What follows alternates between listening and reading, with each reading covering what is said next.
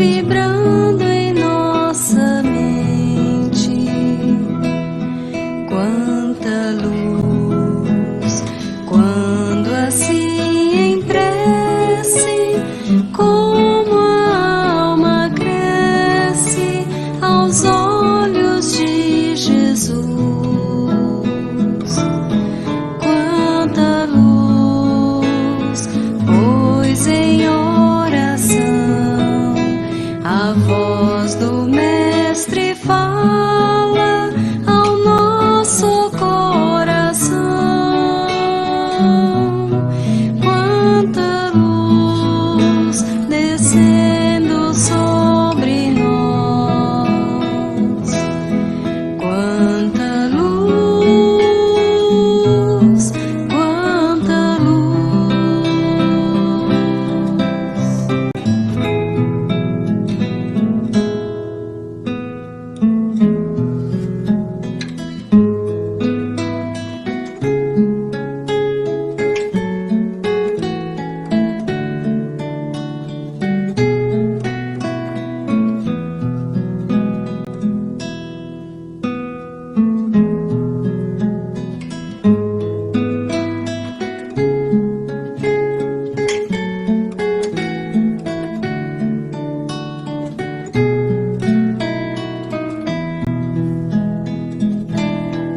Quanta luz, pois em oração a voz do Mestre fala ao nosso coração.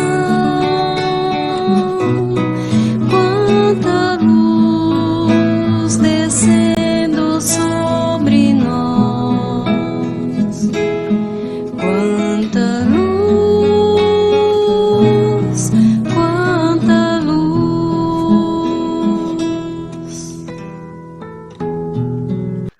Saudemos Edgar Armon, patrono da nossa casa. Saudemos a fraternidade do Trevo, do venerável Razim. Saudemos a fraternidade dos humildes, com o Dr. Bezerra de Menezes e os médicos do Estado. E saudemos toda a fraternidade amiga, dizendo: nosso divino Mestre Salvador, fortalecei-nos e amparai-nos, para que possamos lutar contra as forças do mal que tentam dominar o mundo. Venerados mensageiros celestes, auxiliares de Jesus, fortalecei-nos e amparai-nos para que possamos lutar contra as forças do mal que tentam dominar o mundo. Pai nosso, Criador nosso, fonte eterna de amor e de luz, fortalecei-nos e amparai-nos para que possamos lutar contra as forças do mal que tentam dominar o mundo. E assim seja. Saudemos Ricardo da Fraternidade dos Cruzados, pedindo proteção para cada porta e janela das nossas casas, de modo que nenhum mal possa adentrar e atrapalhar tanto nossas casas como nossos trabalhos. Saudemos Ismael, este anjo preposto por Jesus, para cuidar da divulgação do Evangelho em nosso amado Brasil. Saudemos Maria de Magdala, exemplo de reforma íntima para todos nós. Elevando ainda mais o pensamento, chegamos a Maria, Mãe de Jesus, que com seu manto azul cobre-nos de ternura. E através de Maria chegamos à esfera crística, onde habita Jesus, presidente espiritual do nosso planeta Terra. A ti, Mestre, amorosamente agradecemos pelo seu Evangelho e ensinamentos. E com Jesus em nossos corações, chegamos a ti, Pai, a quem tudo devemos, nosso passado, presente e futuro. E te louvamos com a prece que o próprio Cristo Jesus nos ensinou.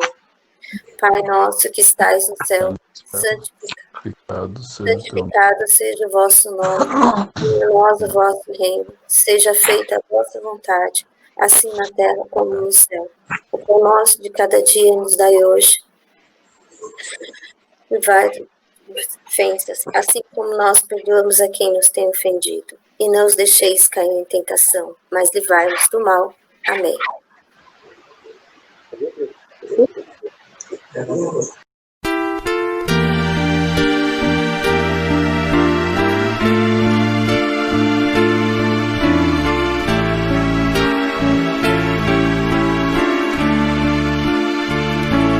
Pai celeste, Criador, fonte eterna de bondade, auxilia-nos, Senhor, a conquistar a verdade. Abençoa o nosso esforço para o teu reino atingir. Dá-nos, Pai, a luz que aclara os caminhos do porvir. És a glória deste mundo, és a paz e a esperança, és a luz que não se apaga, és o amor que não se cansa. Dá-nos força para sermos os arautos do teu amor, testemunhos verdadeiros do Evangelho Redentor, testemunhos verdadeiros do Evangelho Redentor.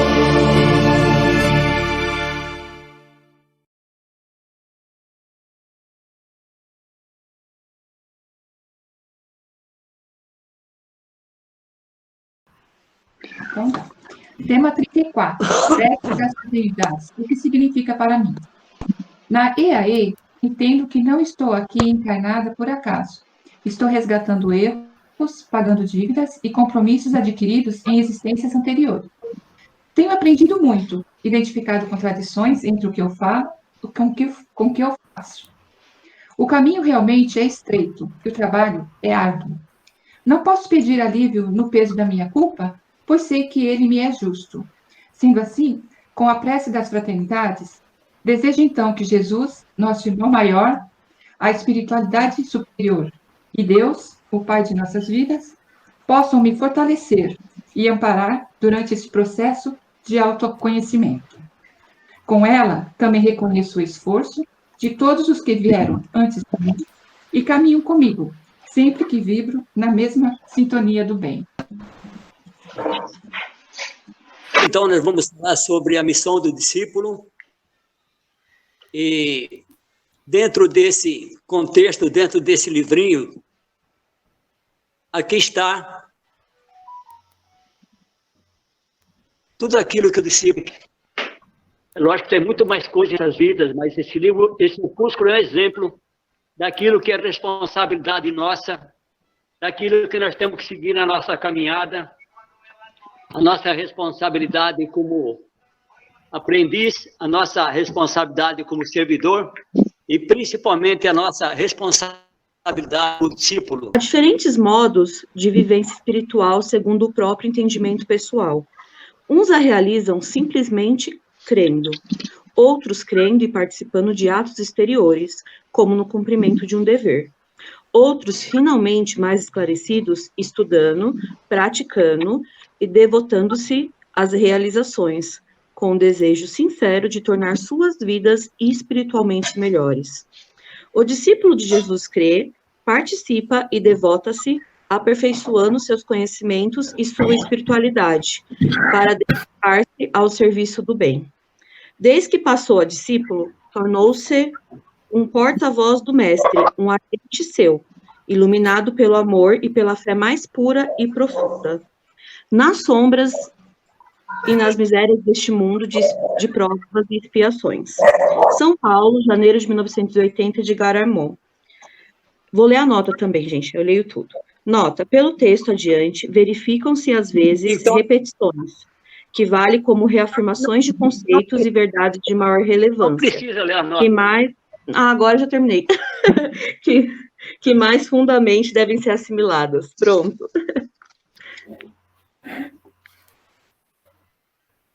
Não deixou dúvida. O discípulo de Jesus crê, participa e devota-se aperfeiçoando os seus conhecimentos. Então, não vamos, a partir de hoje, não vamos viver o primeiro parágrafo, e sim, a partir de agora, vivamos o segundo parágrafo, como discípulo, participando e nos devotando essa causa. Vamos partir agora para a missão do discípulo, no capítulo 1. Estamos vivendo na Terra a época exata descrita por João Evangelista, sob a dominação crescente da violência, da descrença e da devassidão. Muito embora seja em tempo dominado também pela ciência materialista e pela tecnologia. Esta disparidade prova que o progresso material, quando divorciado do espírito, não edifica no sentido do bem, e por isso devemos nos voltar para o lado oposto, que representa o amor, a paz, o entendimento e o progresso verdadeiro, que é a espiritualização, base essencial da evolução para mundos melhores, cultuando os ensinamentos de Jesus, o Cristo planetário que leva para a vivência do bem e da fraternidade universal, o que concorda a toda evidência com a essência e as leis que regem a criação divina. Relações existem que mostram como se apresenta e ocorre a vida dos seres em planetas mais adiantados que o nosso, como Júpiter, Marte e Vênus, e em todos eles, como os sentimentos humanos que são podendo-se mesmo afirmar que mais para o mal que para o bem, em entendimento espiritual. Como estamos nos...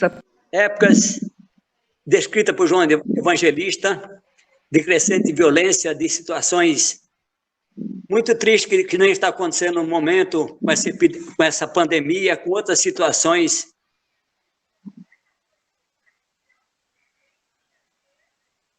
Está cortando. Então, no segundo parágrafo, né, é culpado de tudo isso aí, na verdade, que divorciou o espírito.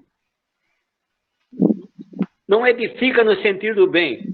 E por isso devemos voltar para o lado oposto, que representa o amor e a paz. O que é que representa o amor e a paz para todos nós? É o caminho, a verdade e vida, os ensinamentos do Cristo planetário que nos mostra o caminho do bem, a vivência do bem, a fraternidade universal. Então, essa é a nossa missão, de seguir os conceitos do Cristo. Vamos agora... Pode continuar, Georgia. Primeiro parágrafo da página 1. Com seu imenso amor, conforme conta um venerável instrutor espiritual, Jesus ainda se debruça a atenção neste ciclo. Este é o trabalho mais diretamente atribuído aos discípulos de Jesus. Para isso, foram preparados e devem ter adquirido possibilidades e qualificações, e devem executar este trabalho com a maior boa vontade, transferindo para esses irmãos infelizes parte da cota generosa de energias e de amor que recebem do Divino Mestre. Se organizarem nos grupos a que pertencem e combinarem ações conjuntas, bem planejadas, uniformes, grande e meritória será a colaboração que poderão prestar à humanidade, cumprir realmente seus programas e compromissos de trabalho evangélico. E se sentirem fortes em si mesmos, animados de força, de fé robusta e firme, poderão, da mesma forma, executar programas individuais com grandes possibilidades de bom êxito, pois contarão com a poderosa cobertura espiritual do alto, que ao mesmo tempo lhe suprirá as falhas e erros porventura cometidos. Bom, dá uma paradinha aí, Jorge. Então, aqui, lembro nesses parágrafos aqui, que Jesus, com seu imenso amor, ele está debruçado sobre a terra, dando-nos toda a proteção que necessitamos, e nos cabe, nesse trabalho mais diretamente atribuído, que deve ser atribuído aos discípulos de Jesus, que temos que ter essa responsabilidade, temos que estar preparados para essas condições, que devemos executar esse trabalho com a maior boa vontade, transferindo para aqueles que são infelizes, principalmente aqueles que sofrem, a nossa dedicação, o nosso carinho. Então, é para isso que nos tomamos, é para isso que nós nos preparamos. E, com tudo isso, é com certeza que nós nos sentiremos mais fortes. Quanto mais nos dedicamos ao próximo, quanto nos dedicamos ao amor, mais fortalecidos na fé e mais saudáveis também estaremos em todos os sentidos. Vamos lá, vamos dando sequência. Desde quando foi criada? Desde quando foi criado, em 1973, a Aliança Espírita Evangélica progrediu e possui hoje milhares de discípulos aptos à realização de um grande esforço de redenção em benefício dos habitantes deste país, predestinado a ser a pátria do Evangelho e a Canaã prometida. De pé, portanto, discípulos para a tarefa gloriosa que os espera, para a qual o Divino Mestre vos chama, e com seu amor e sua divina proteção, certamente que vencereis vossas dignificantes tarefas espirituais. Então, se Jesus colocou o Brasil como uma pátria do Evangelho e a nova Canaã, tenhamos certeza disso, que nós somos aqueles, não vou dizer escolhidos, mas nós escolhemos essa missão para que junto do Cristo possamos transformar essa pátria, na verdade, iniciando por ela, o celeiro do mundo, a pátria do Evangelho, e começando por nossa pátria querida, transformando esse planeta no planeta de regeneração. Agora, no capítulo 2, Marta. Página 10, Marta. Sim. Sentidos e fins da preparação.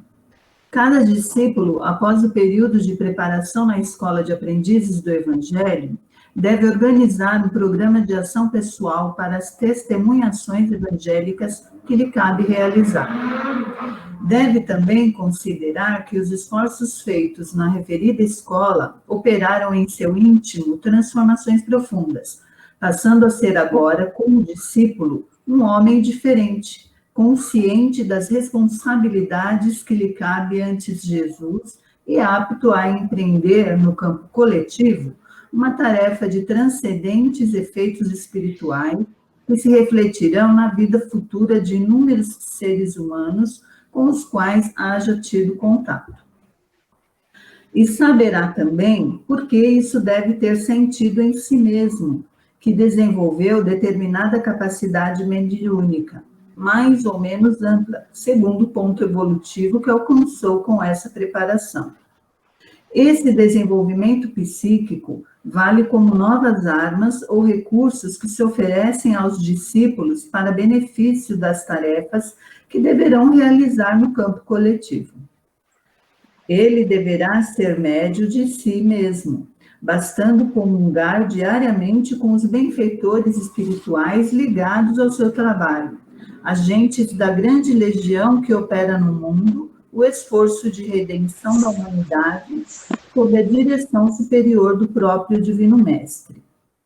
Lembrem-se, os discípulos que Jesus reuniu determinado dia em seus apóstolos e deu-lhes a tarefa de partir e pregar a boa nova de redenção por vários lugares e que para isso os armou de novas possibilidades anímicas e poderes espirituais para esclarecer os necessitados e curar-lhes os males físicos ou perturbações que tivessem, bastando para isso estender as mãos em seu nome e projetar sobre eles uma poderosa corrente de paz, amor e esperança.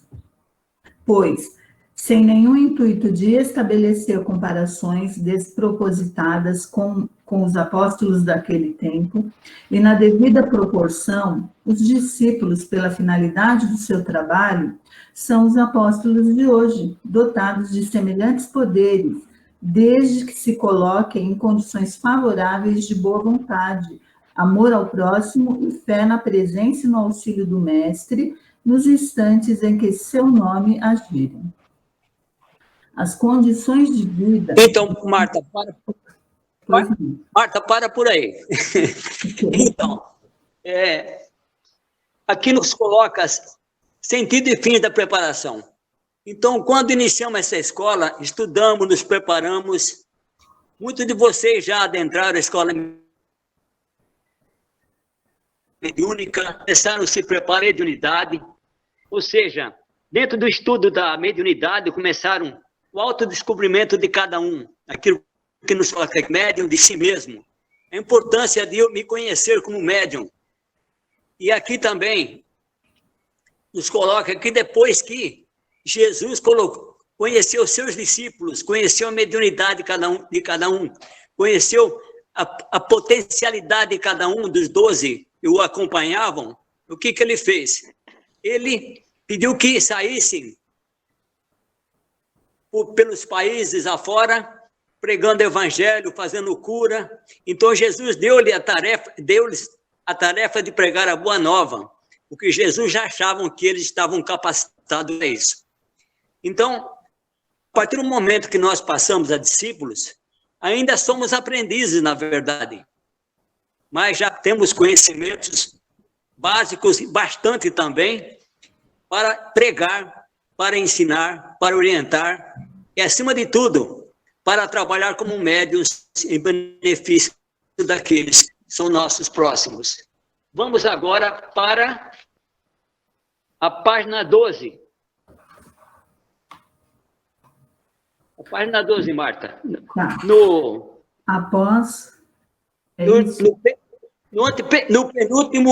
penúltimo parágrafo embaixo, é indispensável. É indispensável que os discípulos não fiquem inativos, supondo que, chegando a discípulos, suas responsabilidades cessam, por já estarem supostamente evangelizados, quando justamente ao contrário, agora é que eles vão começar. Não podem ficar inativos em meio a tantas necessidades e sofredores a socorrer, aos quais devem levar seu fraternal auxílio. Se porventura possuírem mediunidade não desenvolvida no período de preparação anterior, devem cuidar disso sem perda de tempo, matriculando-se em escolas ou cursos apropriados, em casas espíritas ou grupos de trabalho bem organizados e orientados nesse setor, devendo manter suas faculdades psíquicas em perfeitas condições de produção de trabalho, tornando assim mais amplo e eficiente o campo de sua testemunhação individual. Dá uma paradinha aí. Então, aí nos coloca, se porventura ainda alguém não desenvolveu a sua mediunidade, ainda não se encontra preparado, temos muito tempo pela frente ainda para nos prepararmos. Aqueles que ainda não adentraram a escola mediúnica, quando tiverem oportunidade, adentram, para que, além da escola de aprendizes, né, possamos, assim, dentro da escola mediúnica, aquilo que foi dito em parágrafos anteriores, buscarmos ser os médios de si mesmo, buscarmos ser aqueles que, de fato, estaremos preparados para nos doarmos como discípulos de Jesus. Pode continuar. E se não possuírem? Se não possuírem mediunidade, devem fazer exercícios contínuos e assíduos para desenvolver sua sensibilidade psíquica, visando, sobretudo, melhorar suas ligações pessoais com os benfeitores espirituais, para poderem ampliar o mais possível os resultados das tarefas que venham a desempenhar. Para isso, poderão solicitar o auxílio de seus guias espirituais, que certamente os ajudarão, combinando com eles os exercitamentos que devem ser feitos. Com estas práticas, por outro lado, ganharão mais independência e com essas práticas. ganharão mais independência e capacidade de ação individual, que reverterá na melhoria e eficiência de sua preciosa colaboração evangélica. Ok. Então, aqui, aqueles que ainda não possuírem, que ainda não se autodescobriram, devem fazer exercício, devem buscar, porque tudo aquilo que nós buscamos, a gente encontra. E aquele que busca de uma forma sadia, de uma forma honesta, as coisas boas, aqui diz que nossos benfeitores sempre nos auxiliarão. Então, aquilo que o Cristo nos disse, bata a porta, ela se abrirá. Ora, se nós buscamos, batemos a porta e vamos atrás, pode demorar um pouquinho, essa porta se abrirá para todos nós, principalmente quando buscamos conhecimento. Vamos agora para o capítulo 3, com a Juliana. Na página 15, nos 2 últimos parágrafos. Porque o dirigente faz a turma, e numa escola como esta, ele deve ser, além de capacitado, o exemplo vivo de virtudes, e o espelho no qual os alunos veem os reflexos do que ensina. E outro grave inconveniente do ponto de vista espiritual é que os alunos sempre formam uma mentalidade e herdam uma preparação melhor ou pior na fé e na segurança próprias para a execução das tarefas que futuramente devam desempenhar como discípulo. Então, todo aluno, tudo aquilo que a gente busca o conhecimento, e o dirigente, na verdade, ele procura fazer com que o aluno se aperfeiçoe, ele deve orientar o aluno para que o aluno busque aquilo que é o melhor e que o aluno procure se capacitar de acordo com o dirigente, que o dirigente procure ser o espelho, na verdade, para ele. O dirigente, acima de tudo, deve dar exemplo. Vamos agora, então, o capítulo 4. Capítulo 4, a Vera. Certo. Responsabilidade dos dirigentes. Os dirigentes mais rigorosos... Viu, Vera? Só um minutinho, Vera. Tá. Capítulo 4, na página 17. Tá. Inicia pelo último parágrafo, 17. Por isso, as responsabilidades dos dirigentes na formação dos futuros discípulos são positivas e consideráveis e devem ser postas à altura das finalidades religiosas em todos os sentidos, convidando, sobretudo, lembrar que o Evangelho é a base moral da doutrina e, qualitativamente, sua característica mais transcendente, dia a dia, posta mais em evidência e exigindo maiores rigores na formação dos adeptos em geral e dos discípulos em particular, por serem inestimáveis e incontáveis os benefícios espirituais que, por intermédio deles, a humanidade pode receber, desde já, através dos esclarecimentos espirituais, como também pela exemplificação evangélica que será posta à vista de todos, autenticando os ensinamentos redentores. Para dirigir turmas de aprendizes, exigem-se dos dirigentes vários requisitos especiais, porque ele é o pivô em torno do qual giram a assiduidade, o esforço da reforma íntima, a perseverança nesse esforço e o aproveitamento geral do trabalho. O dirigente faz a turma, repetimos, e bom dirigente significa bons resultados finais. E igual afirmação pode-se fazer em caso contrário. Para ser bom dirigente, não basta a vontade de sê-lo, nem somente a boa vontade dos aprendizes. São necessários outros requisitos, como, por exemplo, capacidade de comunicação com os aprendizes e, consequentemente, formação de saudável sintonia entre todos. Boa integração nos conhecimentos doutrinários e, sobretudo, nas finalidades essenciais da escola de aprendizes do Evangelho, que devem estar sempre presentes. vida limpa, inatacável, doméstico e social, para poder exemplificar a indispensável autoridade moral. Ser objetivo, ter facilidade de expressão verbal e experiência pessoal de reforma íntima, para servir de exemplo. Respeitar e fazer respeitar a conceituação doutrinária dos programas da Escola de Aprendizes de Evangelho, com prevalência da finalidade evangélica e sensibilidade didática para manter os interesses e a progressão do esforço da reforma íntima da turma que dirige, fugindo sempre à mecanização e à intelectualização do ensino. Essas condições caracterizam o dirigente ideal e, quando ele preenche todos esses requisitos, na ausência eventual do expositor da matéria do dia, a aula prossegue e atinge sua finalidade da mesma forma, porque a falta de um expositor deve ser preenchida pelo dirigente, ao passo que a falta de dirigente dificilmente poderá ser preenchida, devido aos laços de afetividade recíproca que se criam entre ele e os componentes da turma. Ok, para por aí, Vera. Então, isso é para mim, dirigente, isso é para o Daí, isso é para todos nós que comandamos uma escola, mas principalmente para vocês, discípulos. Tenhamos certeza, nós temos certeza que no meio de vocês, eu gostaria que todos, um dia, cada um de vocês sejam dirigentes. Cada um de vocês tenha essa responsabilidade.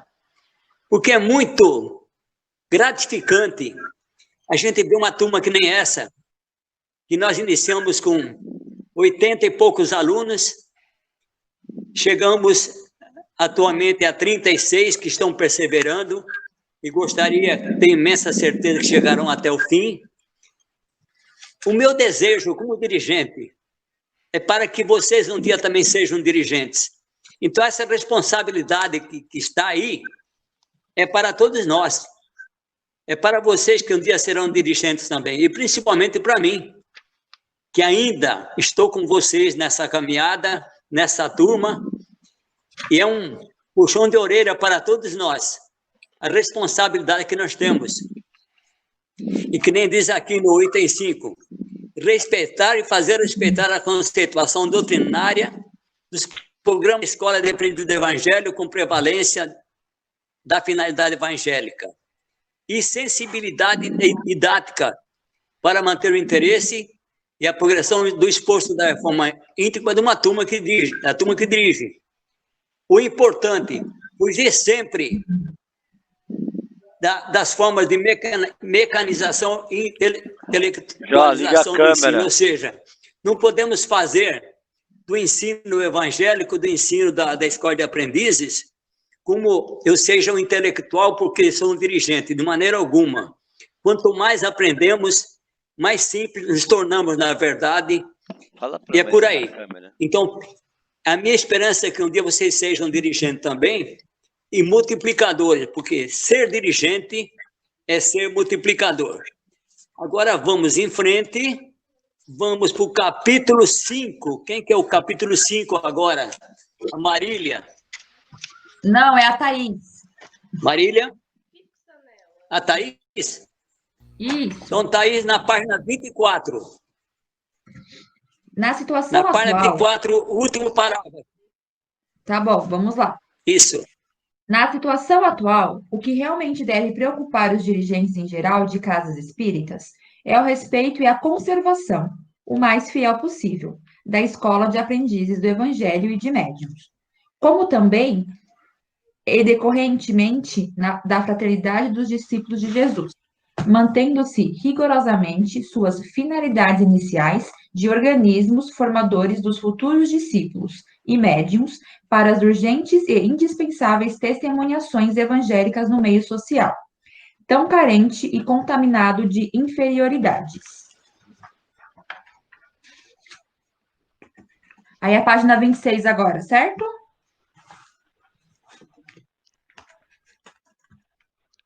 Certo. Ouçamos agora as palavras do irmão maior. Posso continuar? Só um minutinho, por favor. Tá bom. Deixa eu só fazer um breve comentário aqui. Então, na situação atual que nos coloca, que o dirigente, né, se deve preocupar, em geral, de cada espírito, é o respeito e conservação mais fiel possível da escola de aprendizes do Evangelho.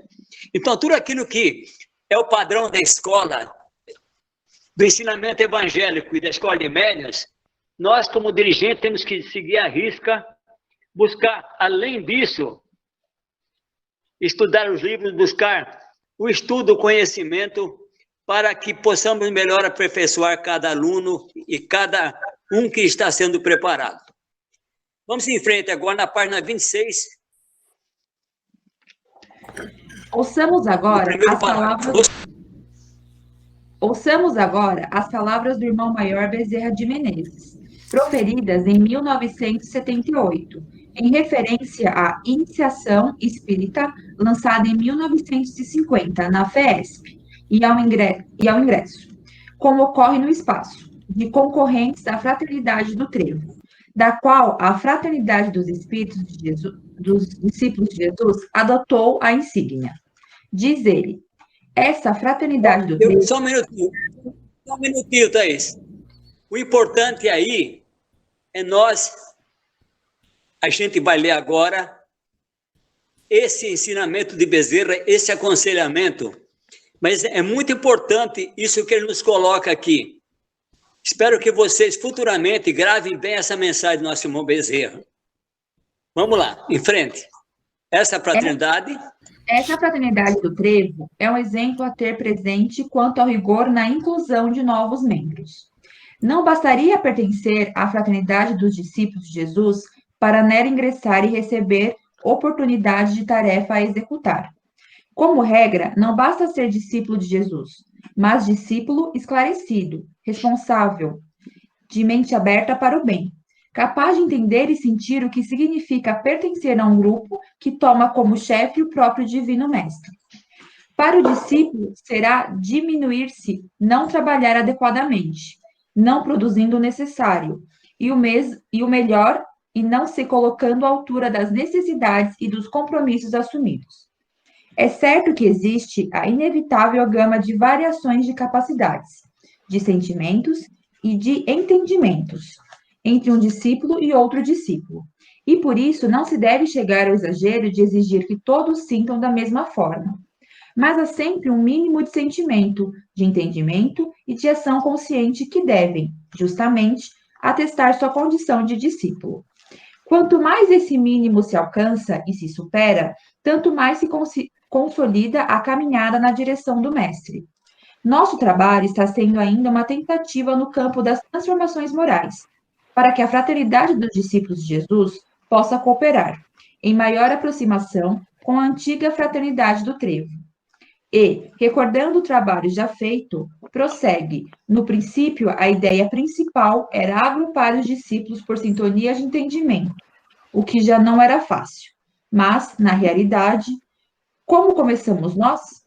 Muito arrojadamente, agrupando e reunido em nome de Jesus, o que é imensamente grande. Dá uma paradinha, por favor. Então, aqui o nosso irmão Bezerra nos coloca, a partir na página 26, é certo que existe inevitável gama de variações e capacidade de sentimentos e de entendimento entre o discípulo e outro.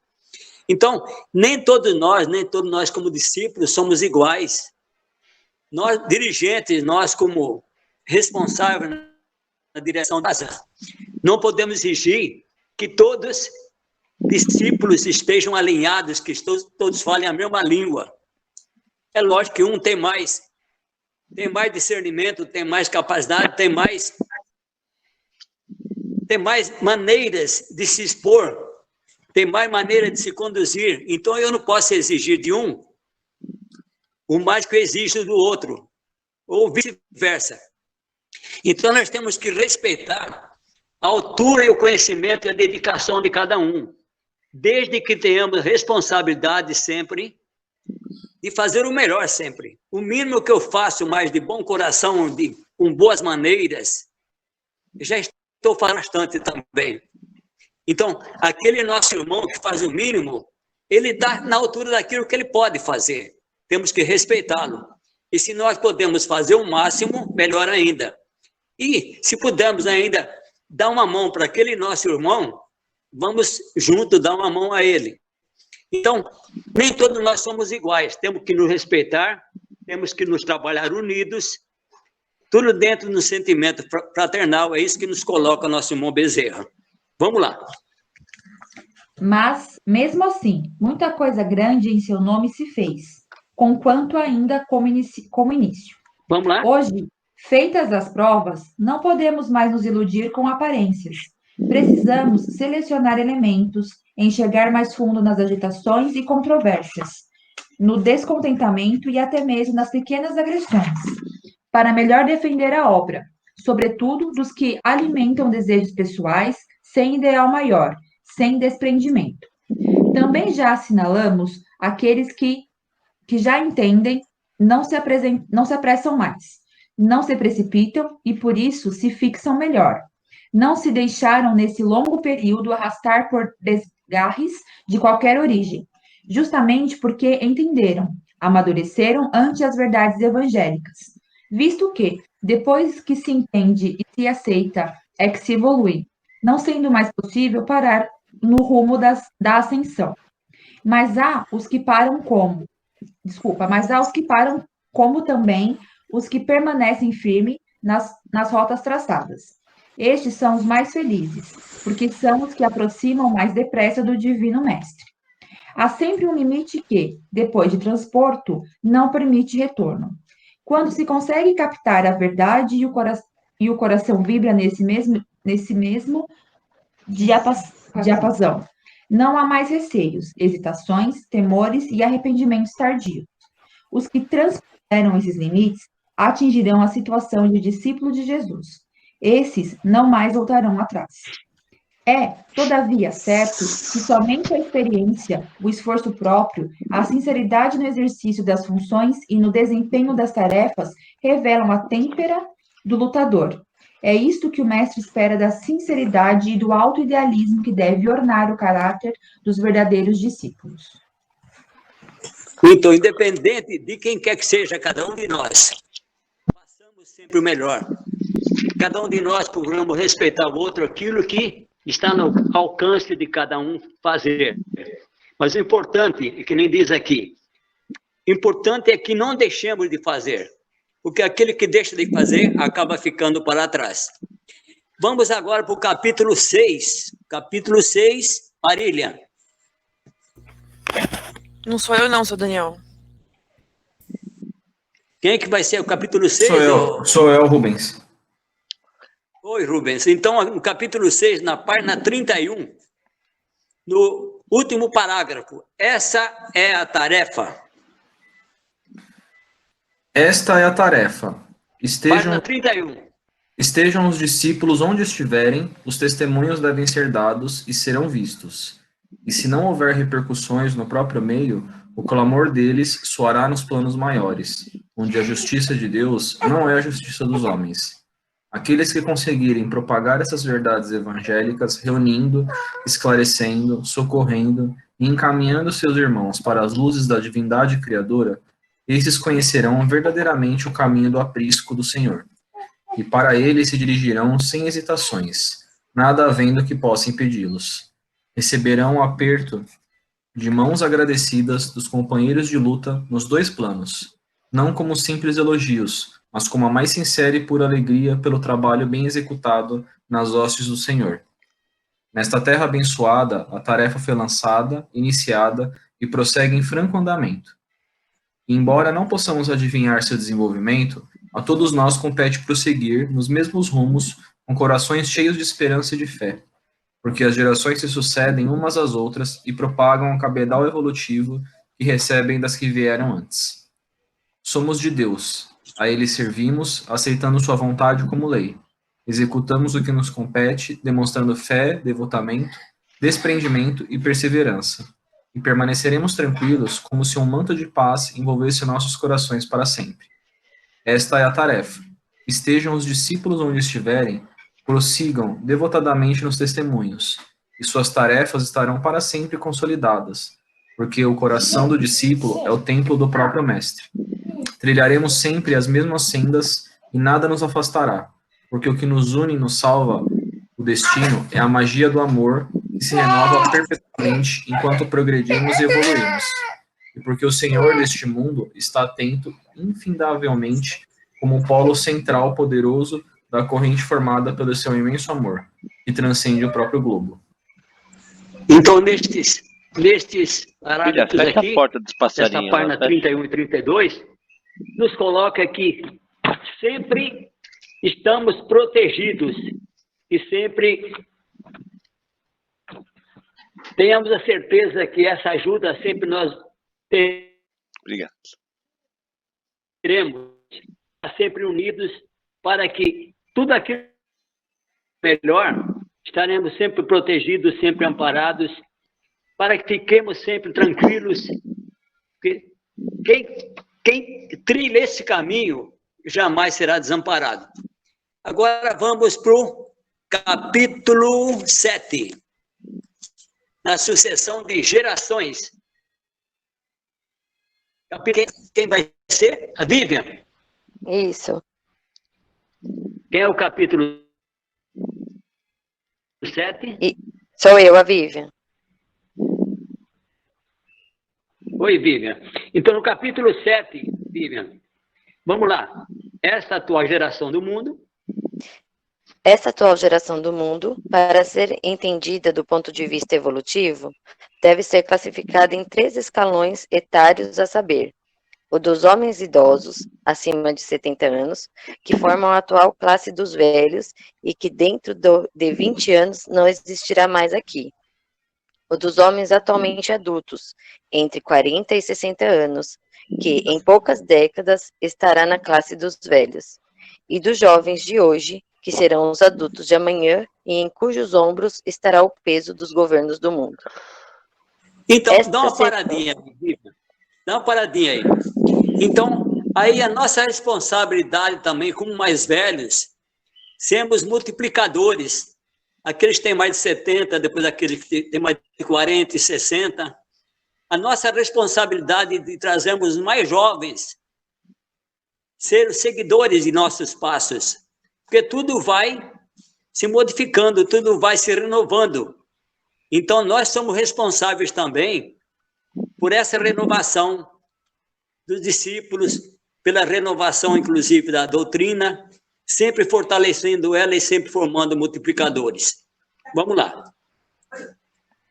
Esta será a situação no início do 3º milênio, justamente quando os fenômenos naturais, humanos e cósmicos estarão no ponto mais alto de suas atividades, na passagem do 2º para o 3º milênio. O peso das responsabilidades espirituais estará, portanto, com os discípulos de hoje, adultos de amanhã, então na plena força da sua maturidade espiritual, e com aqueles que as escolas de aprendizes do Evangelho estejam formando hoje, e parte dos jovens que terminam agora sua preparação para discípulos. A eles vai caber a testemunhação do Evangelho nessa época terrível, enfrentando o desvario da humanidade enlouquecida pelo excesso de sofrimento, pela perda das esperanças e pelo terror do desconhecido na terra e no céu. Poucos nesses dias poderão resistir a essa situação, e nessa hora é que os discípulos de Jesus cabe transformarem-se em colunas de apoio, faróis nas tormentas e nas trevas, consolo no desespero, guias abençoados que mostrarão o caminho único e certo para a salvação no redil do Senhor. Neles está depositada por Jesus a tarefa hércula e sublime de serem seus portas-vozes, seus apóstolos, na hora triste da separação dos bons e dos maus, para a redenção dos milhões de seres humanos que devem formar o núcleo mais numeroso dos habitantes do novo mundo regenerado em que a Terra se transformará, com a humanidade formada por aqueles que se salvaram da inferioridade animal e se tornaram aptos a viverem fraternalmente, bafejados pelas luzes do amor e da fraternidade universal. Então, aí está uma responsabilidade nossa, mais uma vez, que demos a origem, e temos que dar sequência, temos que dar o exemplo, E essa responsabilidade está em nossas mãos. Por tudo aquilo que acontece hoje, as situações negativas, os sofrimentos, está nas nossas mãos essa responsabilidade de aliviarmos as dores, de buscarmos a prece, de formarmos novos evangelizadores, ou seja, de multiplicarmos aqueles que é necessário para salvar aqueles que sofrem, buscando assim as luzes do amor e, acima de tudo, a fraternidade universal. Considerando esse futuro difícil, mas glorioso, compreende-se mais facilmente porque essas gerações de discípulos de hoje devem receber nas escolas e na fraternidade dos discípulos os mais perfeitos e rigorosos cuidados na sua formação e atividades espirituais. Não simplesmente doutrinárias ou intelectuais, mas profundamente integradas na essência e no sentido sacrificial do Evangelho de Jesus. Não se trata, pois, de exigências escolares descabidas ou exageradas, mas, muito ao contrário, justas, indispensáveis e preciosas, para benefício dos nossos semelhantes necessitados de encaminhamento, para o reino prometido por Jesus a todos aqueles que nele crescem e seguem seus ensinamentos redentores. Por qualquer ângulo que se encare esse problema magno no selecionamento da humanidade, nossa esperança está sempre em Cristo, que é o amor em sublime essência e esperança, para nossa vida nos tempos futuros. Medimos agora o valor imenso que ele possui e glorifiquemos a Deus por sermos humildemente seus discípulos. Então, daí a importância de nós nos sustentarmos no Cristo, por tudo aquilo que fazemos, tudo aquilo que fizemos até hoje, para que não desanimemos, e tudo aquilo que nos propomos a fazer no futuro, tenhamos a certeza que ele está sempre ao nosso lado. Agora, no capítulo 8, quem é o Carlos? Carlos, capítulo 8. Agora na partida, viu? Capítulo 8, Planejamento e Ação. Desde que escrito na fraternidade, o discípulo deve compreender: 1. Que este fato não significa, como já dissemos, o termo final de seus esforços, mas justamente ao contrário, o início de um outro período muito mais amplo, elevado e definitivo. 2. Que da condição subordinada de aluno, sujeito às servidões escolares, conquistou agora uma posição independente, de ação por inteiro, livre-arbítrio, único responsável pela própria conduta, a começar do planejamento do trabalho a executar. Então, nós, como discípulos, somos responsáveis por tudo aquilo que fazemos, tudo aquilo que adquirimos e por nossas obras também. Agora, dando a sequência, Carlos, na página 38, no último parágrafo. Sim. Desde que terminou a preparação na escola de aprendizes do Evangelho e ingressou na fraternidade, o discípulo deve decidir se vai trabalhar isoladamente ou integrado a alguma casa espírita, já de antemão conhecida, caso em que se aproveitará dessa organização para desenvolver ali seu trabalho de assistência aos necessitados, nada mais tendo de projetar, neste primeiro passo, se não respeitar os programas da casa. Mas, caso opte por trabalho próprio, independente, procurará então formar um grupo de trabalho com alguns companheiros já anteriormente escolhidos e organizar com eles um programa adequado, mas temporário, até que, com os resultados desses primeiros esforços e as experiências adquiridas, possa constituir um grupo definitivo ou um centro espírita regular, integrando-o à Aliança Espírita Evangélica. Então, aí, todos nós, como discípulos, não devemos ficar vinculados só a uma casa espírita, por exemplo, Edgar Irmão. Podemos continuar nela, sim. Podemos participar de outras casas, mas também é responsabilidade nossa abrir uma nova casa. Como abrir uma nova casa? Aos poucos, junto com companheiros também discípulos, formando um tipo de sociedade e se preparando aos poucos numa casa espírita. estarmos fortalecidos no estudo, no trabalho, começando do princípio, inclusive nos próprios trabalhos, sem muita responsabilidade, fortalecendo essa nova casa, buscando esse mentor, esse protetor que vai nos auxiliar, para que, numa futura casa espírita, estejamos preparados. Agora, na sequência, a gente vai falar sobre isso. Vamos lá, Carlos. Nesse grupo inicial deve haver médiuns videntes de corporação, de curas, etc., para que haja condições de executar desde logo um programa de atividade em benefício dos semelhantes. Estabelecida uma sede, por pequena que seja, para as reuniões do grupo, ali mesmo realizarão sessões de estudos e de atendimento a necessitados que os procurem. O campo do trabalho é sempre amplo, porque imensas são as necessidades do povo humilde e pobre, e, por isso, deve começar atendendo aos pedidos encaminhados pelos próprios membros do grupo, conhecidos e familiares. Logo nas primeiras reuniões, devem estabelecer contato seguro e franco com os amigos do plano espiritual, solicitando a designação de um diretor espiritual e orientador para os trabalhos do grupo, sobretudo na parte referente ao atendimento de doentes e perturbados. Terminou o capítulo.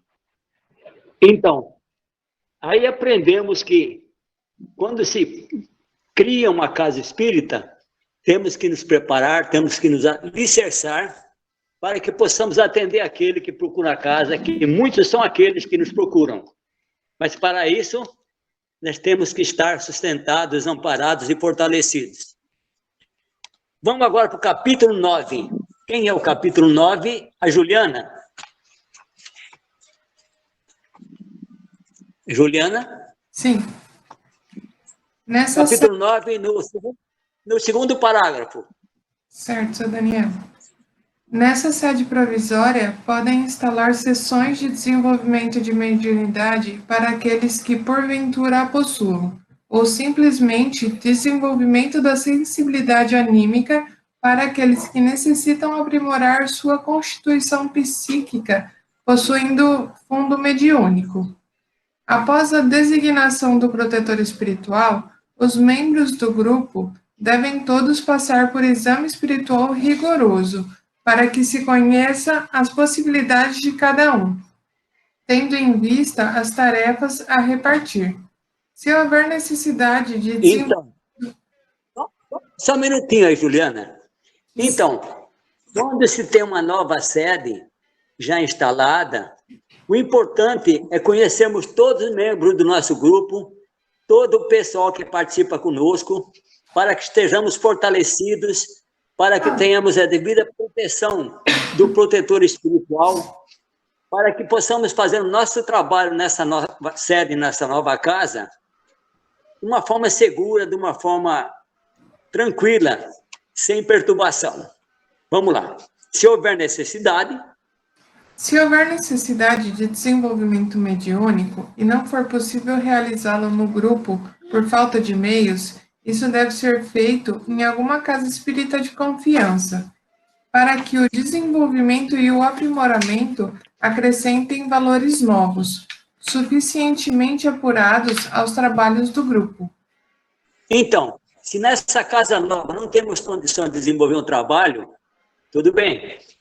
Procuremos, continuemos dando o nosso apoio, o nosso trabalho nessa casa nova, continuemos nela, como seus fundadores, como seus trabalhadores.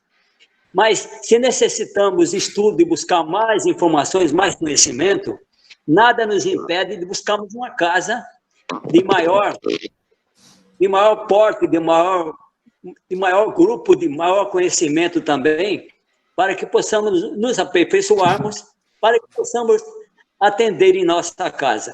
Então, nada impede de, por exemplo, nós, Garmon, estudarmos do Geraldo Ferreira, do Redentor. Então, é por aí. Vamos lá. Nessas atividades iniciais, o grupo não poderá enfrentar problemas espirituais mais sérios de responsabilidade, limitando-se, portanto, aos atendimentos mais simples.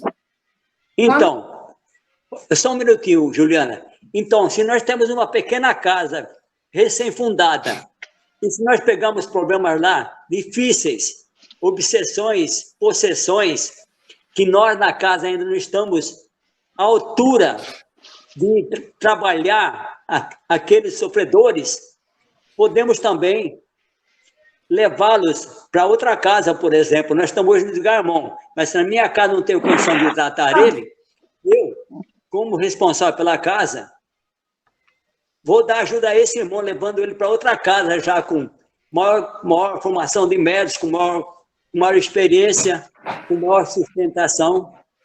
Mas nada impede da gente ajudar aqueles que aqui chegam. Ora, se minha casa não possa atendê-lo, vou levá-lo para outra casa, para que lá ele possa ser atendido devidamente, até que um dia essa nossa casa possa estar totalmente preparada para isso. Vamos lá.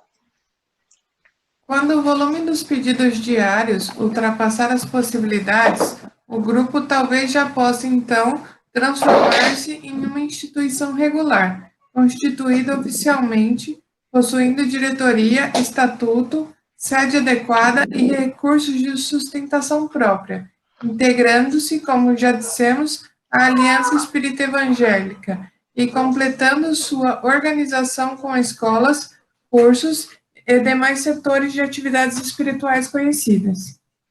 Então, aí a importância da gente, quando abre uma casa, quando ela estiver totalmente sustentada, totalmente amparada, com o devido conhecimento, aí nós vamos fundá-la oficialmente, buscando uma diretoria, fazendo com que ela esteja alicerçada também em estatutos, com recursos próprios na sua sustentação, e de preferência integrada à Aliança Espírita Evangélica, que é aquilo que nós estamos integrados hoje, de preferência. Nada impede também de pertencermos à federação, pertencemos à USE, a outra entidade, mas porque todos somos espíritas, na verdade. É que nós seguimos já esses padrões da aliança, e como aliança gostaríamos que fosse seguido aquilo que a aliança nos mostra como caminho, como segmento. Vamos lá. Chegando a esse ponto, os programas de trabalho deverão ser revistos e ampliados, aumentando o campo das atividades, para que a propagação do Evangelho de Jesus seja, na parte que lhe tocar, eficiente e útil, em todos os sentidos. Cabendo aos discípulos agradecer ao Divino Mestre o êxito das primeiras tarefas, a felicidade do dever cumprido e a perspectiva de novos e mais amplos empreendimentos que possam merecer no futuro. Então, se um dia fundarmos uma casa, estivermos totalmente sustentados e a gente vê o futuro progresso dessa casa, é um agradecimento que temos que dar ao nosso mestre. É uma alegria para todos nós chegar aonde chegamos. Agora vamos para o capítulo 10. É muito importante esse capítulo. No capítulo 10, então, quem que vai ler o capítulo 10 é Georgia. Ele é bem Georgia. Conhecimentos, comentários e conselhos. A prece, não sendo somente intelectual, provoca um desprendimento do espírito, dos laços que o prendem à matéria, e assim pode elevar-se até onde consiga alcançar os planos etéreos, recebendo dessas regiões purificadas o bálsamo do reconforto e o auxílio de que necessite. Nos casos de moléstias, ela vale como um poderoso remédio, que opera efeitos, às vezes, muito superiores aos da medicina comum, porque a medicina material não penetra nos arcanos do espírito, que em grande parte representam as verdadeiras causas das doenças, sobretudo as do campo psíquico. Há 5 leis que se podem considerar fundamentais da existência do universo, quanto aos seus habitantes. A existência de uma divindade criadora, a eternidade do espírito imortal, a reencarnação, o karma e a pluralidade dos mundos habitados. O conhecimento dessas leis... Então, aí, o conhecimento dessa lei é também fundamental para o apressamento da evolução dos seres humanos. Então, a importância nossa como espíritas, temos a certeza, o conhecimento desses 5 itens aí. A certeza, o estudo, para que possamos, assim, nos afiançarmos, estamos certos nessa caminhada. Jamais tenhamos dúvida nesses 5 conceitos aí. Vamos lá, Jorge. Tudo no plano divino é regulado e perfeito, e Deus atribui aos homens o volume justo das provas que deverão suportar, e o auxílio que baste para vencê-las e redimir-se. Segundo o grau de adiantamento que tiverem alcançado, assim possuirão os poderes, as virtudes e a sabedoria correspondentes. A qualidade inferior do envoltório etéreo da Terra e sua atmosfera, permanentemente infectados de elementos impuros e negativos, provindos dos espíritos inferiores ali existentes, influem poderosamente sobre a vida dos habitantes do planeta, que dessas áreas recebem ondas constantes de influências maléficas e deprimentes. Os espíritos encarnados que já evoluíram até certo ponto podem exercer domínio e vigilância sobre os corpos físicos. Conhecendo as formas íntimas do espírito e as forças cósmicas que atuam na criação divina, e agindo sempre pelo amor e no sentido do bem, podem agir na defesa de seus semelhantes, tornando-se úteis a todos no ambiente em que vivem. Sendo Deus puro e infinito amor... Então, aí... Só um minutinho, Jorge. Só um minutinho, Jorge. Então, aí a importância, né, de nós, nesse planeta ainda de provas e expiações, com o conhecimento que já adquirimos, ampararmos aqueles que ainda estão na escuridão, aqueles que ainda estão na ignorância, é dever nosso, com uma forma fraterna, auxiliar a todos. Então, aquilo que já conhecemos, que nem diz aqui, conhecendo as forças íntimas do Espírito e as forças cósmicas que atuam na criação divina, e agindo sempre pelo amor e no sentido do bem, podem agir na defesa de seus semelhantes. Então, podemos agir na defesa de nossos semelhantes. A partir do momento que já conhecemos, a partir do momento que já estamos sustentados, podemos sim ajudá-los, tornando-nos assim úteis no ambiente em que vivemos. Vamos lá. Sendo Deus puro e infinito amor, e nós homens, partículas divinas mergulhadas na matéria para evoluírem, desde que já tenhamos desenvolvido em limites suficientes sentimentos de amor aos semelhantes e aos seres vivos em geral, teremos Deus em nossos corações e nunca estaremos sós. Com o poder do amor, controlando o coração e a mente, poderemos dominar o corpo físico, tornando-o dependente.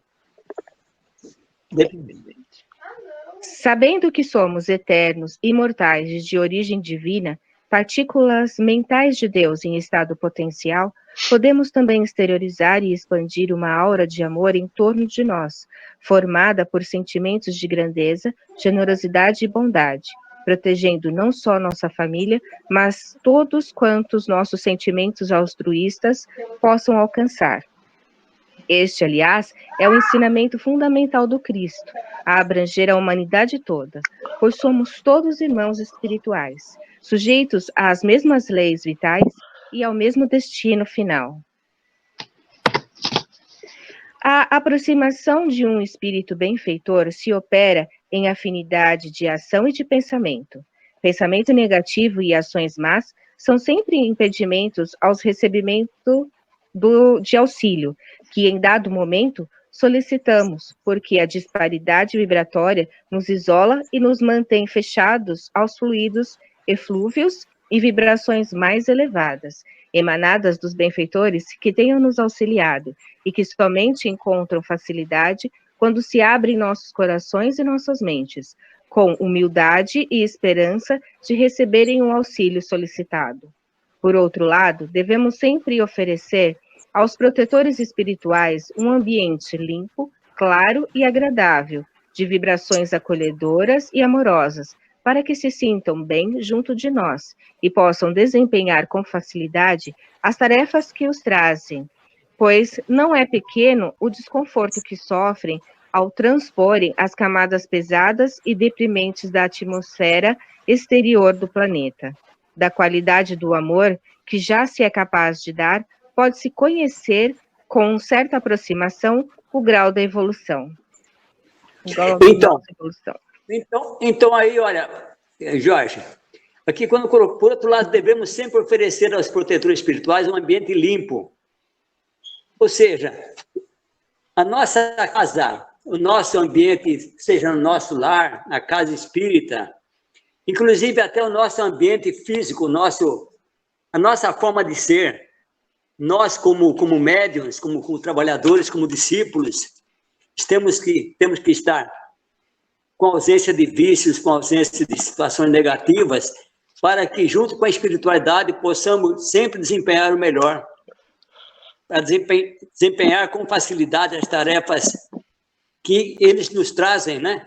E que eles vêm nos auxiliar a fazê-las. É por aí. Vamos lá, então. O amor é que é a marca denunciadora de nossa proposição, pois é o sentimento que mais aproxima os homens de Deus. É o mais chegado ao Pai, e o mais chegado ao Pai é aquele que mais ama e tudo dá sem esperar retribuição. O amor verdadeiramente desinteressado e espiritual é aquele que se estende a todos, indistintamente, na mais fraternal espontaneidade, abrangendo a humanidade como um todo. E eis como um dedicado instrutor enumere as exigências necessárias para se viver evangelicamente. Pensar mais, falar menos, agir mais, criticar menos, amar mais, exigir menos. Produzir mais e valorizar-se menos. A modéstia, diz ele, o recato, a honestidade, a ponderação, a humildade, a paciência, o trabalho, o perdão e a caridade são as bases fundamentais da reforma íntima indispensável a todos os que querem apressar sua evolução espiritual. Muito bom. Então, aí está, na página 48, os predicados que o discípulo tem que ter, acima de tudo. Agora vamos, eu sugeri a todos os alunos, né, que a gente não vai ler o capítulo 11, autoaprimoramento, é que aqui nos coloca como se preparar, como nos aprimorarmos como discípulo cada vez mais. Então, eu peço a vocês que estudem esse capítulo 11, devidamente, leiam e releiam diversas vezes, gravem em seus corações, gravem em seu psiquismo, todos esses ensinamentos aqui, que é muito importante, ok? Agora vamos para o capítulo 12, quando nos fala das exortações, e quem que vai ler o capítulo 12 é a Camila. Isso. Vamos lá, Camila. Exortação. Ok. Pode iniciar. Diletos com a nossa saudação. Momento solene, momento de graças, em que colhemos a felicidade e o júbilo. Mas, a par da alegria e da emoção, exige de cada um a conscientização deste instante, por um conhecimento profundo do que se passa agora. Todos, por algum tempo, a vós preparar para este dia, e o dia é chegado, o do encontro com o Mestre Jesus, para o testemunho, que só pode ser dado com o coração, no propósito firme e inalterável de testemunhar como discípulo. Se para isso estiverdes preparados, então diremos, ousai e penetrai agora o recinto sagrado, para o encontro com o divino amigo, fazendo parte daqueles que, ansiosos, buscam agora o seu quinhão de trabalho, a sua parcela de testemunhação. O vosso desejo de servir será atendido com as certezas que vos serão apresentadas nos momentos justos. Portanto, repetimos, o momento é precioso de uma profundidade enorme e de repercussões por toda a eternidade. Em todos os tempos e em todas as vezes que grupos humanos atravessaram a senda da evolução espiritual, sempre houve os que caíram e sempre houve os que permaneceram de pé. E o Mestre que compadece e serenamente continua a se sacrificar pelos que caem, e para isso conta com os que permanecem eretos, para ajudar nessa tarefa grandiosa. Assim como o sol toca diariamente os vossos horizontes, iluminando-os, assim também o Mestre Divino se debruça sobre a terra, que é sua, envolvendo-a em seus braços poderosos de amor, e absorve no seu coração grandes parcelas das iniquidades, das falhas pequenas, das agressões e das maldades, para que possam continuar de pé os que estão de pé. E ante este espetáculo grandioso de misericórdia e de amor puro e divino, qual de vós poderia permanecer insensível? Que discípulo realmente merecedor desse nome pode permanecer intocado? Portanto, novos discípulos de pé, adentrai agora a estrada que se vos abre à frente, de trabalho e de responsabilidades. Discípulos antigos, renovai-vos, conscientizai-vos que haja modificações em vosso interior, mais profundo. Sai do marasmo, se marasmo houver em vós. Sai da ociosidade, se nela estiverdes fazendo ponto de parada. Trocai as vestes, que sejam agora mais limpas, de melhor tecido, forte e resistentes às intempéries que se aproximam. Uma veste adequada ao trabalho que vos chega agora às mãos. Não, uma paradinha, Camila. Esse parágrafo é importantíssimo. Nos coloca, discípulos antigos, os que são mais antigos também são cobrados.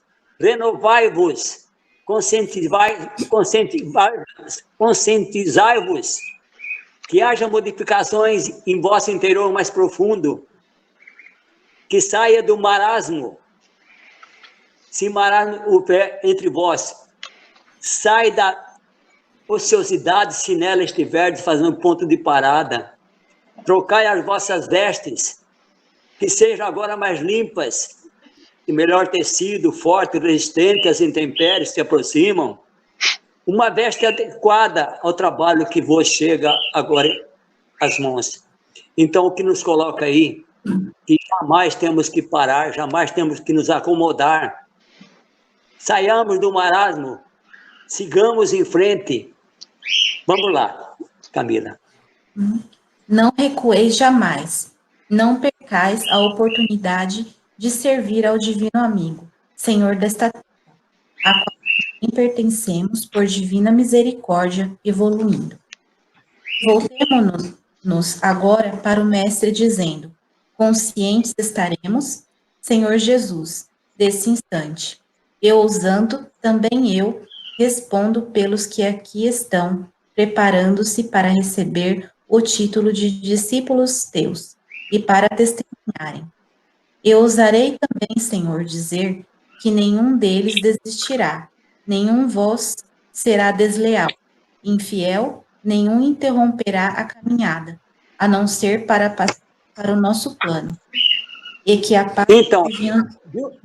Então, Camila, aí, olha, iniciando pelo parágrafo anterior, e voltemos-nos agora para o Mestre dizendo, isso daí é um compromisso nosso como discípulo, dizendo, consciente estaremos, Senhor Jesus, neste instante, nessa passagem nossa para discípulo, e usando também eu, respondo pelos que aqui estão, preparando-se para receber o título de discípulo, eu como dirigente, dizendo a eles e também colocando o meu sentimento a Jesus, para que possa ser testemunhado. E ousarei também, Senhor, dizer que nenhum deles, nenhum de vocês sejam desleais, infiéis, nenhum interromperá a caminhada, a não ser para passar para o nosso plano. Então, o que eu espero de cada um de vocês é justamente esse compromisso. E vamos lá. E que a paz do Divino Senhor, que agora se faz aqui tão presente, porque é amor e misericórdia, que essa paz impregne em nossos corações para seguir em uníssono, louvando, e não apenas com os corações ou com os lábios, mas com todo o nosso ser, com o nosso trabalho e todo o nosso devotamento. com toda e toda dedicação.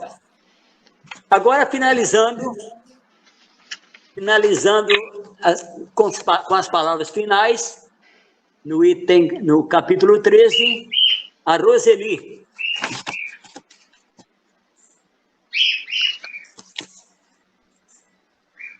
Vamos lá, Roseli? Roseli, seu som está desligado.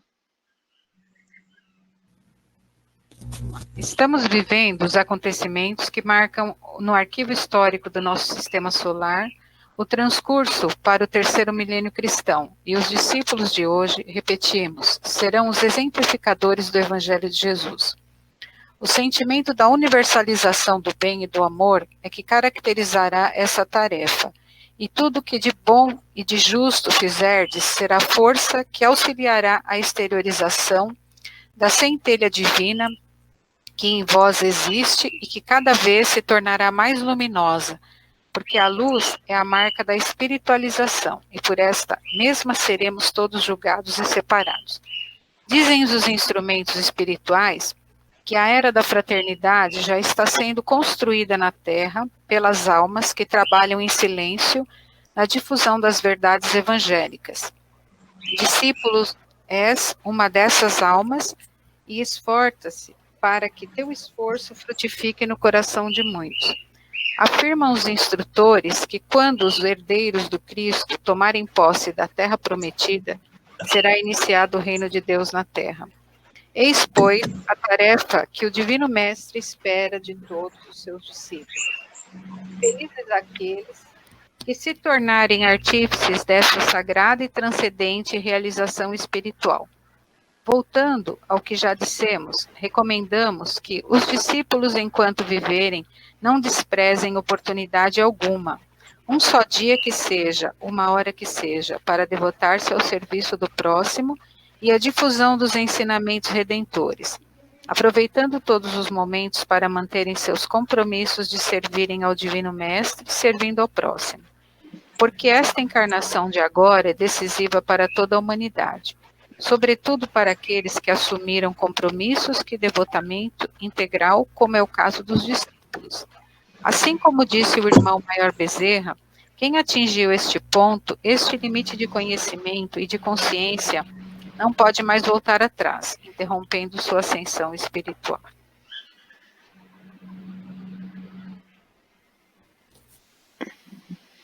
Assim, está meu caro? Oi, Daniel. Assim? Ok? Ok. Assim como disse o irmão Maior Bezerra, quem atingiu esse ponto, esse limite de conhecimento e de consciência, não pode mais voltar atrás, interrompendo sua ascensão espiritual. Então, a vocês, meus alunos queridos, meus companheiros que ajudam a dirigir essa escola, a nossa responsabilidade, chegamos até aqui, continuemos.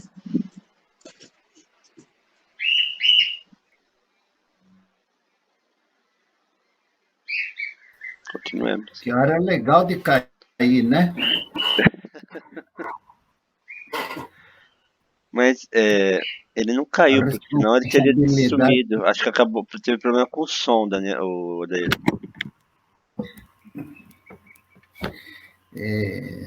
Não sei o que aconteceu, mas essa responsabilidade que o Sr. Daniel estava falando, realmente ela é muito grande para nós. Nos dá uma impressão de que, terminando a escola, a gente vai ficar mais livre. Eu vou dizer uma coisa para vocês, não vamos não, viu? Muito pelo contrário. Aí a gente vai ter a consciência do que nós aprendemos até agora e a responsabilidade vai ser maior. Tudo isso que o senhor Daniel fez hoje aqui, eu fiquei ouvindo assim com tremenda admiração, porque eu não consigo ainda ter... não chego nem perto dele para poder expressar da forma com que ele fez como dirigente. Eu vou fazer curso de dirigente, meu Deus do céu, eu sinto uma responsabilidade tão grande. Ai, como eu adoro quando fala aqueles que têm mais de 70 anos, que já são velhos, né? E eu estou nessa turma. Então, isso daí... Eu falei, caramba, de vez em quando, eu sou uma criança, um bebê de colo espiritual. Então, essa responsabilidade de nós fazermos as coisas realmente...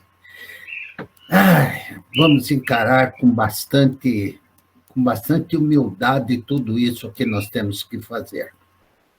Bom, o senhor Daniel... ele está num local onde a conexão até que nos favoreceu bastante. Então, eu pediria para vocês que deixaram a câmera desligada, que na próxima deixe ligada, tá bom? Marcos, muito obrigado pela tua presença, perdão, Marcos Paulo, falou Marcos Paulo, eu já sei quem é, mas eu pensei que fizesse parte, que estava no contexto de alguém da nossa turma. Muito obrigado pela tua presença, foi muito gratificante, tá bom? Bom, pela hora... agradecendo vocês por me emprestar o ouvido final aí. Ana, vamos fazer a elevação final? Vamos sim. Por favor. Nesse instante, nós já vamos sentindo todo o amor que a espiritualidade amiga está nos emanando. E unindo todo o nosso amor, vamos com essa imensa luz vibrar pelo nosso planeta Terra, pela paz mundial, pelo nosso Brasil, por todos os nossos lares, leitos de dor. E eu peço especialmente para a espiritualidade amiga levar uma luz de esperança para todas essas pessoas que estão internadas nesses hospitais de campanha com a Covid, sem ter contato com seus parentes, que a espiritualidade amiga também fortaleça esses parentes dessas pessoas que muitos não estão tendo notícias.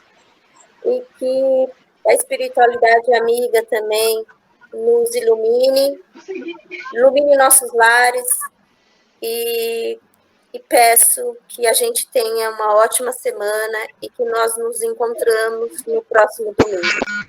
E assim agradecemos dizendo: Pai nosso que estais no céu, santificado seja o vosso nome, venha a nós o vosso reino, seja feita a vossa vontade, assim na terra como no céu. O pão nosso de cada dia nos dai hoje, perdoai as nossas ofensas, assim como nós perdoamos a quem nos tem ofendido. Não os deixeis cair em tentação, e livrar-nos de todo mal. Amém. Assim seja. Senhor Daniel, vocês vão encerrar.